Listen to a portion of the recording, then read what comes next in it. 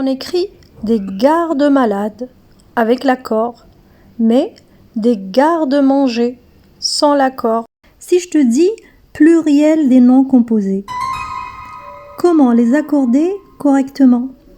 Comment tu écris par exemple des chiens-loups, des clairs-obscurs, des laissés-aller et des avant-après? Faut-il mettre un S au premier mot, au deuxième, au deux ou nulle part? Tout d'abord, qu'est-ce qu'un nom composé? Comme son nom l'indique, c'est un nom qui est composé de deux ou plusieurs mots, reliés par un trait d'union, mais qui ne les unit pas aussi souvent qu'on le pense.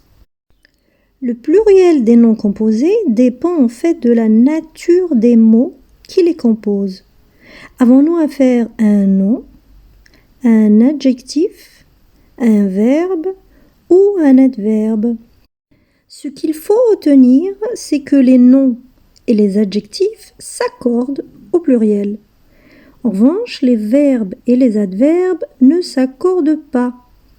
On écrit donc des chiens-loups avec un S à chien et à loup.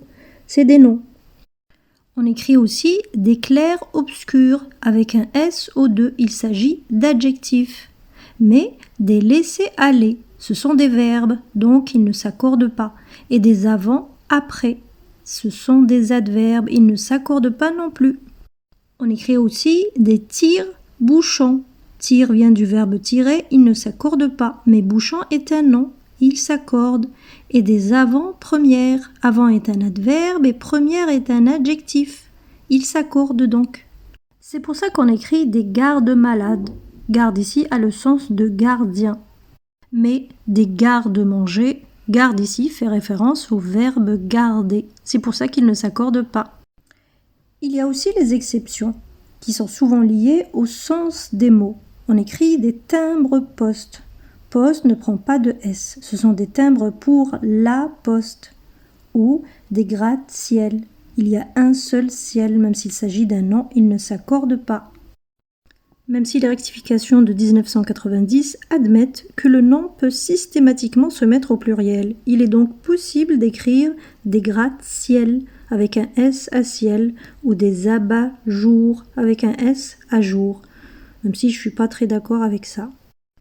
Il y a aussi les noms composés de deux noms séparés par une préposition. Ici, seul le premier mot s'accorde au pluriel. On écrit des arcs-en-ciel ou des fers à cheval. On n'oublie pas aussi les noms composés dits libres, sans trait d'union. Ceux-là respectent les mêmes règles citées précédemment. On écrit par exemple des comptes rendus. Il y a aussi les noms composés dits soudés ou collés, formant un seul mot. Ceux-là se comportent comme des mots simples. On écrit par exemple des portefeuilles. Sauf pour bonhomme, gentilhomme, madame, mademoiselle, monsieur et monseigneur. Sans oublier aussi les noms composés à rallonge formant expression, des je ne sais quoi et des qu'en dira-t-on. Ceux-là sont toujours invariables. Voilà, j'espère que les noms composés n'auront plus de secret pour toi. À toi maintenant. Comment accorder au pluriel les noms suivants? Des années-lumière, des pauses café, des haut-parleurs, des cache-nez. Donne-moi ta réponse en commentaire.